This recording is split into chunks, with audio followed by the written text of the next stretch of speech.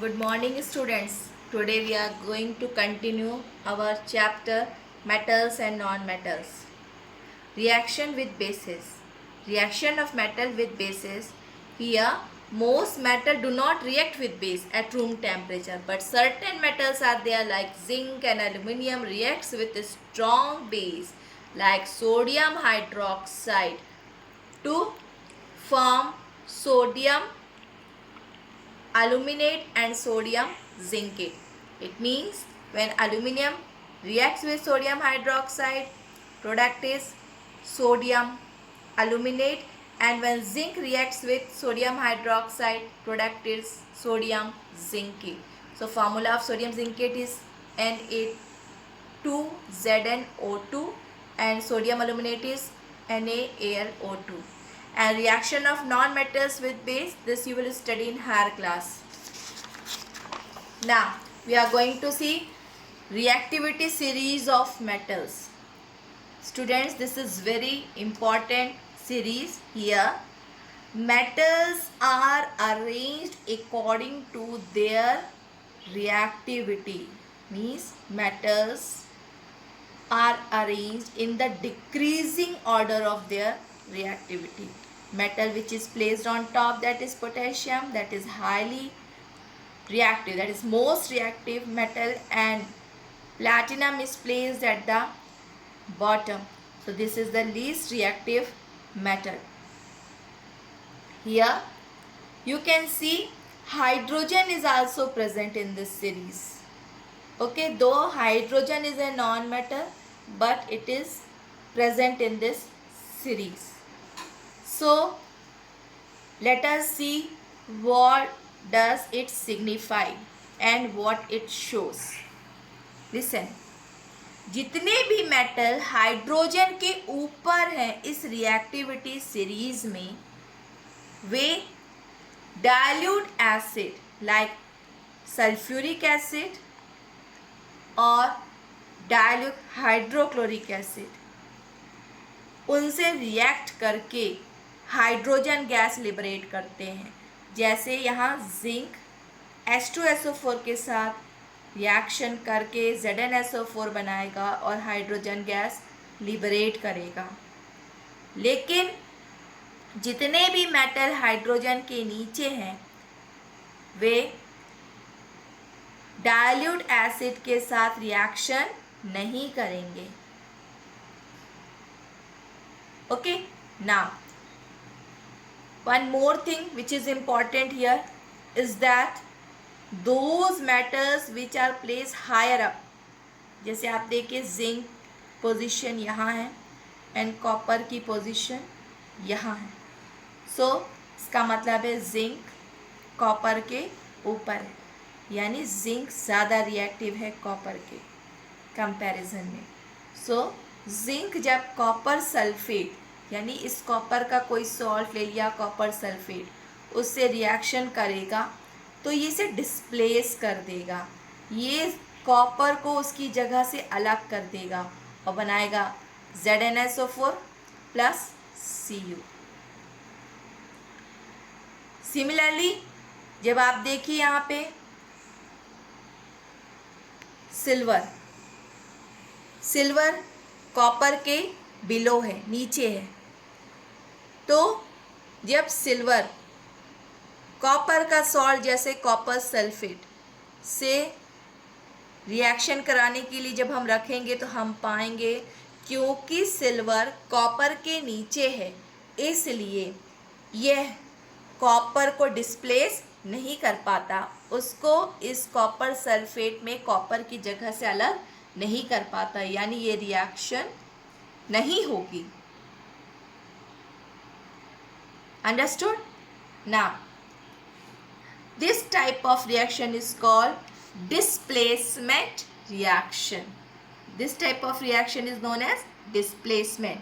It means more reactive metal displaces a less reactive metal from its compound. एक और example दिया है, जैसे मैग्नीशियम यहाँ पे है, कॉपर यहाँ पे है, कॉपर ऑक्साइड के साथ जब रिएक्ट करेगा सो बनाएगा MgO प्लस Cu. क्योंकि कोई भी मेटल की पोजीशन जब ऊपर है तो वो नीचे वाले मेटल को उसके सॉल्ट से इजीली डिस्प्लेस कर देता है, यानी उसको उसकी पोजीशन से अलग कर देता है। जैसे few more examples are given. When aluminium reacts with iron chloride, see, aluminium position is above iron, and when aluminium reacts with iron salt, like aluminium reacts with FeCl2, so product is AlCl3 plus Fe, है ना। you know this valency also, है ना, iron की valency 2 है, chlorine की 1, सो criss cross करके FeCl2 बनाएगा। इसी तरह से एल्यूमिनियम की वैलेंसी 3 है, क्लोरीन की 1, सो क्रिस क्रॉस करके AlCl3 बनाएगा। Now you see here, iron displaces copper from copper sulfate to form iron sulfate and copper. You can see here, iron की पोजीशन कॉपर से ऊपर है, इसलिए आयरन कॉपर को उसके सॉल्ट से ईजिली डिस्प्लेस करता है, ईजिली उसको वहाँ से अलग कर देता है और ख़ुद उसकी जगह ले लेता है। तो वैसे कॉपर सल्फेट का कलर ब्लू है और आयरन आपको पता है ये ग्रे कलर का होता है, प्योर, है ना, जैसे मेटल रहते हैं। जब हम इसको कॉपर सल्फेट सॉल्यूशन में आयरन को हम रख देंगे 10 से 20 मिनट्स के लिए, कुछ देर बाद हम पाएंगे कि इस आयरन नेल के ऊपर कॉपर कलर, जो कॉपर है रेड कलर का, वो रेडिश ब्राउन कलर का होता है प्योर कॉपर, वो इसके ऊपर कलेक्ट हो जाएगा और ये जो सॉल्यूशन है वो ग्रीन हो जाता है। क्यों?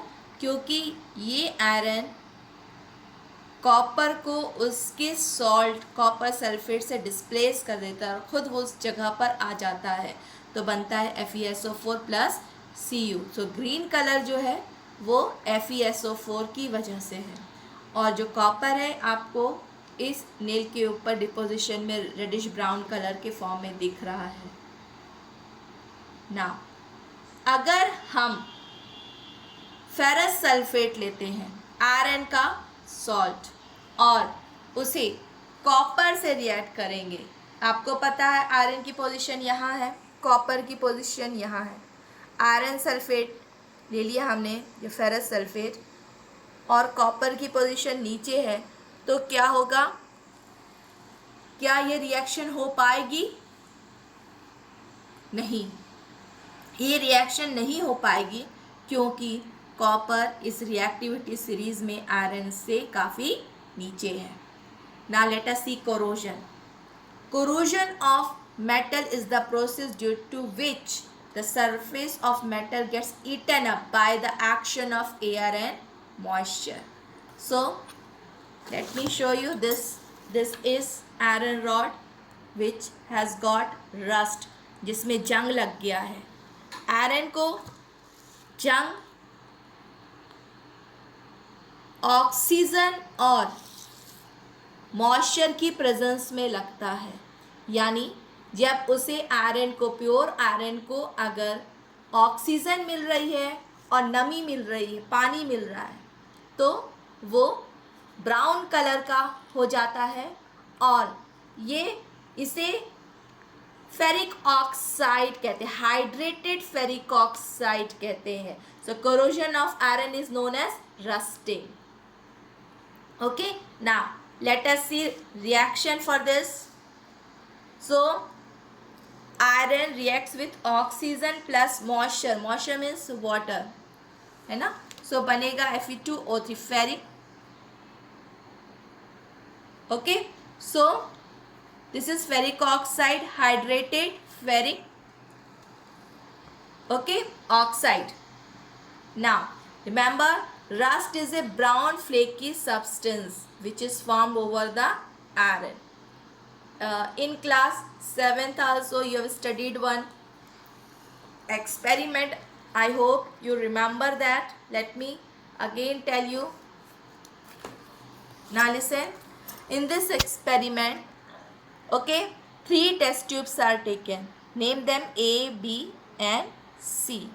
जो टेस्ट ट्यूब ए है उसमें कैल्शियम ऑक्साइड रखा गया है, क्योंकि कैल्शियम ऑक्साइड की प्रॉपर्टी होती है कि वो नमी को सोख लेता है, और उसके ऊपर कील रखी गई है जो आयरन की है, और इसमें कॉर्क से इसको सील कर दिया गया है। यानी इस टेस्ट ट्यूब के अंदर एयर है पर कैल्शियम ऑक्साइड नमी को सोख लिया है, यानी इस नेल को, आयरन के कील को नमी नहीं मिल रही पर ऑक्सीजन मिल रही है। सो हमने बताया अभी कि आयरन को रस्टिंग के लिए दोनों ज़रूरी है, ऑक्सीजन भी और मॉइस्चर भी, नमी भी। तो इस टेस्ट ट्यूब में जंग नहीं लगेगी। टेस्ट ट्यूब बी में बॉइल्ड वाटर लिया गया है। आपको पता है जब आप मैगी बनाते हैं, वाटर को जब हीट करते हैं तो बबल्स आते हैं। वो एक्चुअली बबल्स ऑक्सीजन के होते हैं जो हायर टेम्परेचर में पानी से अलग होकर के एटमॉस्फेयर की तरफ जाने लगते हैं।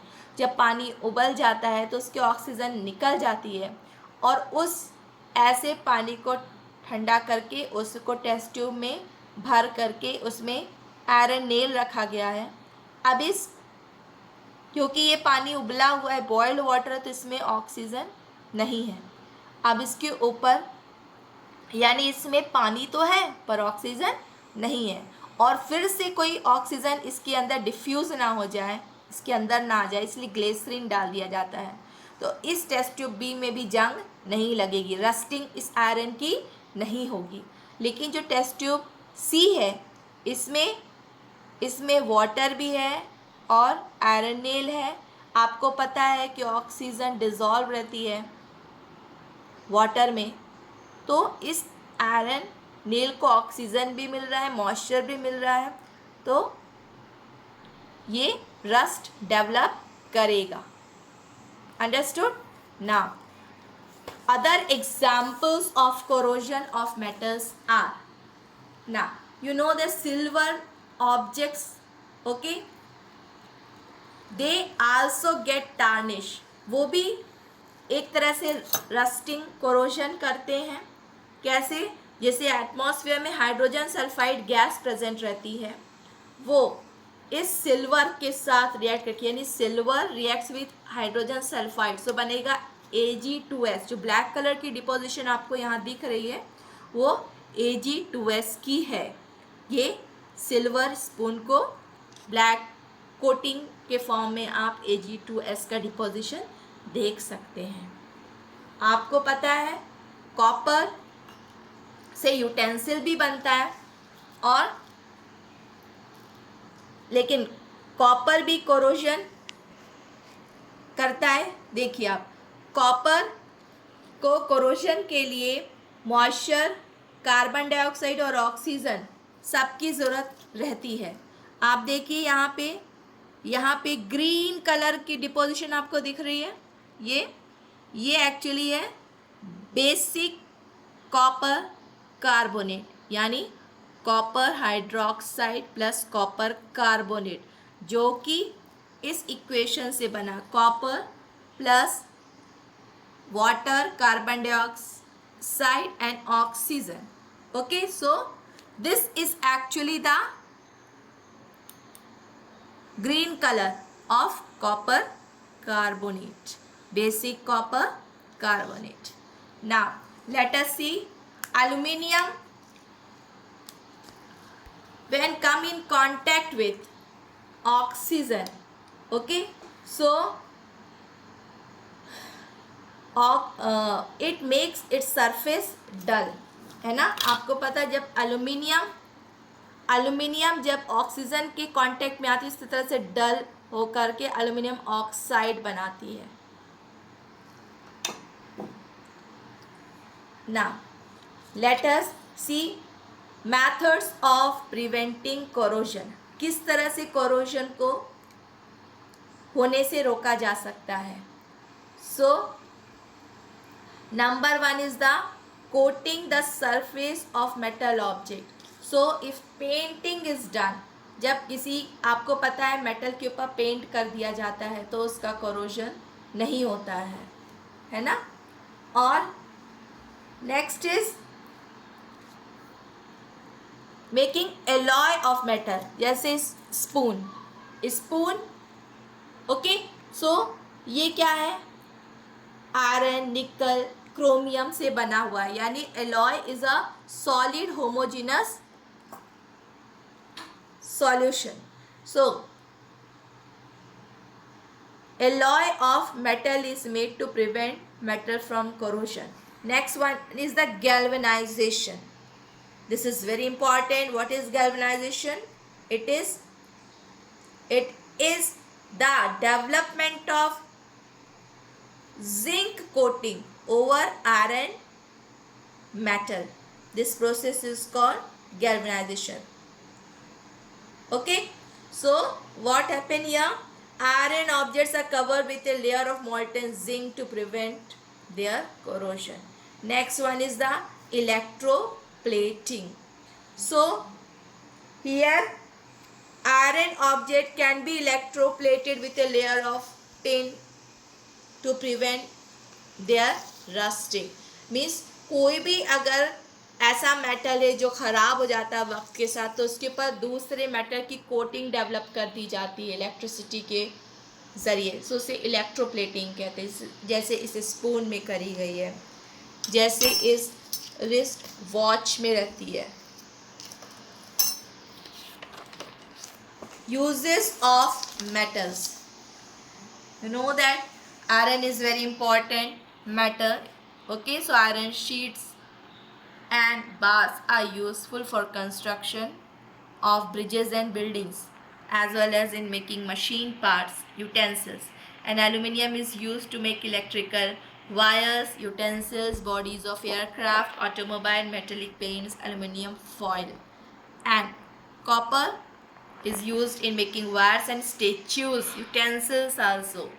Chromium is used for electroplating. Electroplating एक ऐसी प्रोसेस होती है जहाँ पे इन्फीरियर मेटल को सुपीरियर क्वालिटी मेटल से कोट कर दिया जाता है, तो उसकी ब्यूटी बढ़ जाती है और उसे कोरोजन नहीं होता है.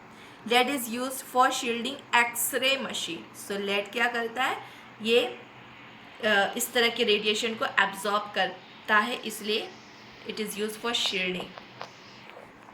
Now silver and gold are used for making jewelry. Zinc is used for galvanization, and mercury is used in barometer. It is used to measure the pressure, atmospheric pressure, and thermometers to measure the temperature. The uses of non-metals. So phosphorus is used to make phosphoric acid, fertilizers, tips of matchstick, and rat poison also. So this here, this is actually the phosphorus compound. Okay, so this compound is used to make matchstick. Now chlorine is used for making chemicals like bleaching powder and used for sterilization of water, because chlorine kills the germs. Okay, iodine used as an antiseptic, and you know that our Tata salt that contains iodine, that is called iodized salt, because NaCl also contains iodine in it. Okay, so NaCl plus iodine. Sulfur is used to manufacture, okay, so many compounds like sulfuric acid, sulfates, and vulcanization of rubber. So ये क्या होता है, इसमें rubber में जब sulphur add कर दिया जाता है तो रबर हार्ड हो जाता है. ओके, सो इस तरह का रबर जिसमें सल्फर ऐड करके हार्ड करके उससे टायर बनाए जाते हैं. सो ये प्रोसेस जहाँ सल्फर रबर में ऐड किया जाता है उसे वॉल्केनाइजेशन कहते हैं. Nitrogen is use to make fertilisers, ammonia, nitric acid, and oxygen is use in combustion. आपको पता हम जब सांस लेते हैं तो उसमें हम ऑक्सीजन इनहेल करते हैं, है ना. Now diamond is use to make jewellery and cutting and drilling equipments, है ना. सो क्योंकि इसकी एज शार्प होती है इसलिए कटिंग के पर्पज़ में भी काम आता है. और graphite is use to make pencil lead. Okay, and it is use in zinc carbon batteries and brake shoes, है ना, आपने देखा होगा साइकिल वगैरह में ब्रेक शूज़ होता है तो उसमें भी ग्रेफाइट यूज़ होता है ना।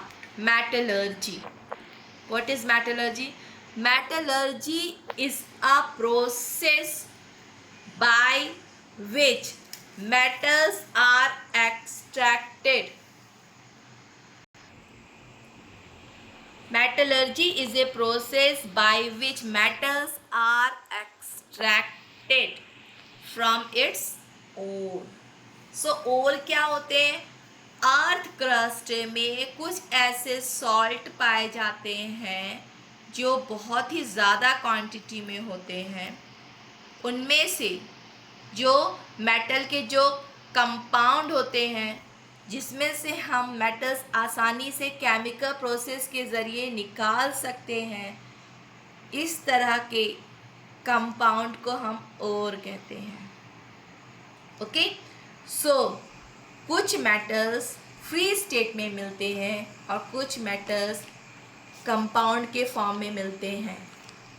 वो मेटल्स जो बॉटम में इस रिएक्टिविटी सीरीज के, जैसे गोल्ड, आपने देखा होगा जो इंफॉर्मेटिव चैनल्स आते हैं कि गोल्ड कभी खदान में मिल रहा है या नदियों में मिल रहा है, एकदम प्योर फॉर्म में रहता है, क्योंकि वो रिएक्टिविटी सीरीज में बॉटम में है, इसलिए वो किसी भी एलिमेंट से रिएक्शन नहीं करता है और कंपाउंड नहीं बनाता है। लेकिन जो ऊपर के हैं मेटल्स वो रिएक्टिव होते हैं तो दूसरे एलिमेंट्स से रिएक्शन करके कंपाउंड बनाते हैं। Here, so the process of extraction of metals from its ore is called metallurgy. The steps involved in metallurgical process are, सबसे पहले रिमूवल ऑफ एक्सटर्नल इम्प्योरिटीज। आपको पता है ये जो कंपाउंड है मेटल का जो अर्थ क्रस्ट में मिलता है जिसमें मेटल की मात्रा बहुत ज़्यादा है उसे हम ओर कहते हैं, और इस प्रोसेस जिसे मेटल को हम निकाल सकते हैं उसे मेटलर्जी कहते हैं। आपको पता है और जब अर्थ क्रस्ट में मिलता है यानी उसमें सॉइल के पार्टिकल्स भी प्रेजेंट हैं, तो उस प्रोसेस में सबसे पहले हम उन कंपाउंड्स को बहते हुए पानी से धोते हैं जिससे मिट्टी बह जाती है और हैवी जो ओर है वो वहाँ ठहर जाता है। Conversion of metal compound into its oxide form. So सबसे इम्पॉर्टेंट पार्ट है कि जैसे अगर जिंक कार्बोनेट है तो हम इसे हीट करेंगे तो बनेगा ZnO प्लस CO2। ओके, सो इसे कैल्सिनेशन कहते हैं। मीन्स हम सबसे पहले उस ओर को कोशिश करके ऑक्साइड के फॉर्म में लाते हैं। Oxide means metal plus oxygen से बना हुआ कंपाउंड, क्योंकि extraction of metal from its oxide is easier. Now conversion of metal from its oxide form to free metal, है ना। अब जैसे आपको पता है ZnO तो हो गया, अगर इसे कोक एक तरह का कार्बन का फॉर्म है तो बनेगा Zn प्लस CO। इस तरह की प्रोसेस करी जाती है। Now purification of impure metal to obtain pure metal। So यहाँ पे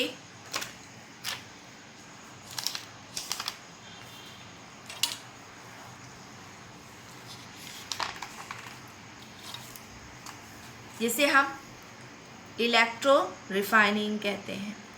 देखिए यहाँ पे जो अगर कॉपर का एक्सट्रैक्शन हुआ है और जो कॉपर हम निकाले हैं उसका बार ले लेते हैं और उसे हम एनोड बनाते हैं, यानी वो कॉपर रॉड जो पॉजिटिव टर्मिनल ऑफ बैटरी से जुड़ा उसे एनोड कहते हैं, और जो प्योर कॉपर है उसे हम कैथोड यानी निगेटिव टर्मिनल से जोड़ देते हैं।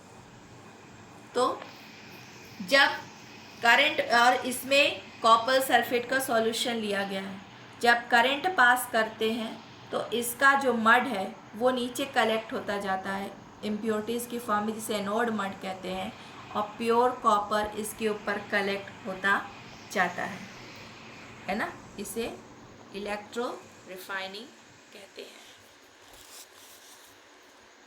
ना।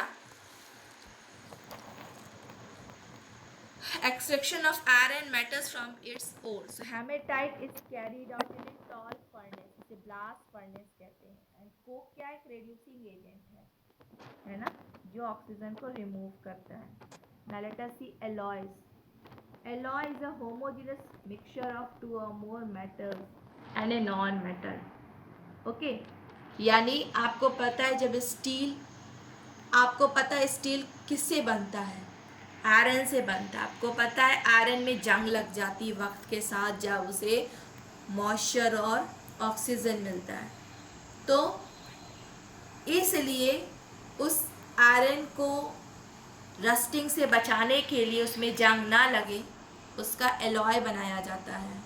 इसी तरह से आपको पता है गोल्ड जो प्योर होता है वो वेरी सॉफ्ट होता है ना, और उससे ज्वेलरी नहीं बनाई जा सकती है। इसलिए यानी जो प्योर गोल्ड होता है उसे हम 24 कैरेट गोल्ड कहते हैं, लेकिन जो ज्वेलरी की डिज़ाइन होती है उसके लिए गोल्ड को थोड़ा हार्ड होना चाहिए, इसलिए गोल्ड में सिल्वर और कॉपर ऐड किया जाता है। ठीक है, अगर उसमें 2 पार्ट कॉपर है और 22 पार्ट गोल्ड है तो उसे हम 22 कैरेट गोल्ड कहते हैं। जैसे कुछ एग्जांपल्स दिए गए हैं, स्टील, उसमें आयरन और कार्बन होता है, हालांकि कार्बन नॉन मेटल है, ये कंस्ट्रक्शन के पर्पस में यूज़ होता है। स्टेनलेस स्टील, आयरन, निकल and chromium, these 3 are metal but carbon is also used as a non-metal. So ये house hold utensil, automobile parts, shaving plates के यूज़ होता है। ब्रास, ब्रास मीन्स होता है पीतल, ये कॉपर और जिंक होता है, ये इलेक्ट्रिकल फिटिंग, म्यूजिकल इंस्ट्रूमेंट और यूटेंसिल में यूज़ होता है। ब्रॉन्ज, ब्रॉन्ज होता है कांच, जो ब्रॉन्ज मेडल होता है ना प्लेयर्स को मिलता है। सो कॉपर प्लस टिन होता है, ये ball bearing statues, control walls यहाँ यूज़ होता है ना। ड्यूरेलुमिन, इसमें एल्युमिनियम, मैग्नीशियम, मैंगनीज, कॉपर होता है जो लाइट वेट इंस्ट्रूमेंट होता है। ओके, एंड एयरक्राफ्ट बॉडीज़ में यूज़ होता है। मैग्नेलियम, इसमें एल्युमिनियम और मैंगनीज होता है, ये साइंटिफिक इंस्ट्रूमेंट और रिफ्लेक्टर्स के लिए यूज़ होता है। Okay, so in this way we have completed our second chapter, metals and non-metals. Okay, learn.